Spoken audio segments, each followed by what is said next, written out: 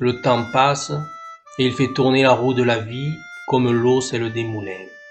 5 ans plus tard, je marchais derrière une voiture noire dont les roues étaient si hautes que je pouvais voir les sabots des chevaux.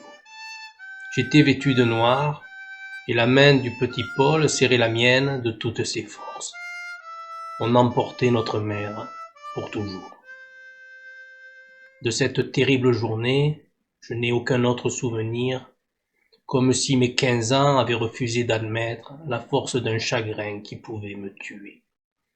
Pendant des années, jusqu'à l'âge d'homme, nous n'avons jamais eu le courage de parler d'elle. Puis le petit Paul est devenu très grand. Il me dépassait de toute la tête. Et il portait une barbe en collier, une barbe de soie dorée.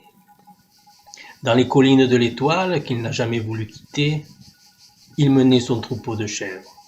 Le soir, il faisait des fromages dans des tamis de jaune pressé, puis, sur les graviers des garrigues, il dormait, roulé dans son grand manteau.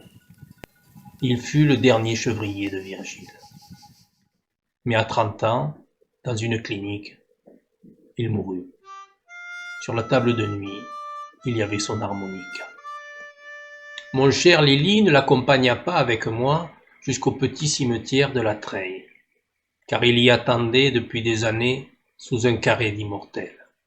En 1917, dans une noire forêt du Nord, une balle en plein front avait tranché sa jeune vie, et il était tombé, sous la pluie, sur des touffes de plantes froides dont il ne savait pas les noms. Telle est la vie des hommes, quelques joies, très vite effacées par d'inoubliables chagrins.